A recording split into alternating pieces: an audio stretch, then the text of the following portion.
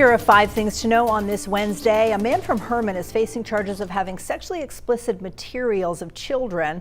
Officials say they arrested Aaron Panett on Friday and took him into the Penobscot County Jail. The Herman School Department sent a letter to families earlier this week about the spouse of a teacher who was arrested on the same charges as Panett on the same day, but they did not confirm that it is the same case. We did reach out to the superintendent, but have not yet heard back. A federal judge in Maine ordered immigration authorities to stop a man's deportation after he'd been held at the Cumberland County Jail since September. But ICE transferred Eddie Amilbala to Massachusetts yesterday. That was before the order got handed down. The ACLU of Maine is representing him and says they're afraid he'll be deported without going through the full legal process. Amilbala was born in the Democratic Republic of the Congo, has been living in the United States ever since he was 7 years old. The Morning Sentinel says Waterville City councilors delayed an initial vote on the city's budget to next Tuesday, June 3rd.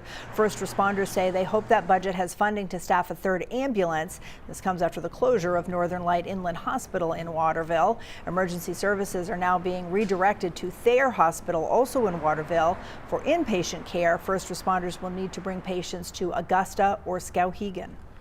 The city of South Portland and the state of Maine are getting grants from the EPA. South Portland's getting $1 million from the Brownfields Revolving Loan Fund. That will support environmental cleanup at some polluted or contaminated properties. The state is getting about $260,000 to protect its beaches. The funding goes to monitoring water quality so that officials can notify the public if any bacteria makes swimming unsafe. Bath Iron Works and the University of Maine are partnering to give BIW employees tuition discounts. Eligible employees will receive a 10% discount on all undergraduate and graduate courses through the new Deck Plates to Degrees program. That includes online courses. Bath Iron Works leaders say the company is committed to the personal development of employees. And before we go, we want to remind you to join us for the Last Cup.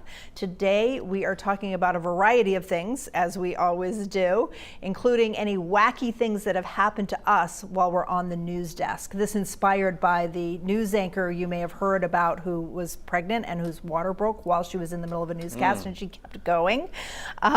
So you can check out the Last Cup at 8 o'clock this morning on News Center Maine Plus, which you download on your Roku, Amazon Fire, or Apple TV for free. You guys got any good ones? I have not given birth on it. No.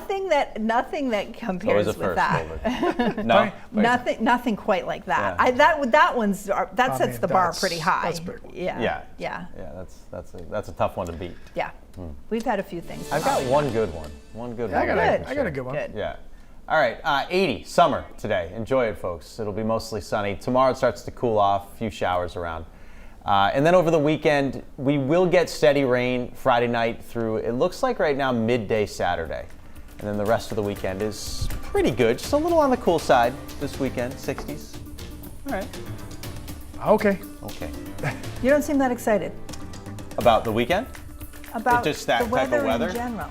I'm excited.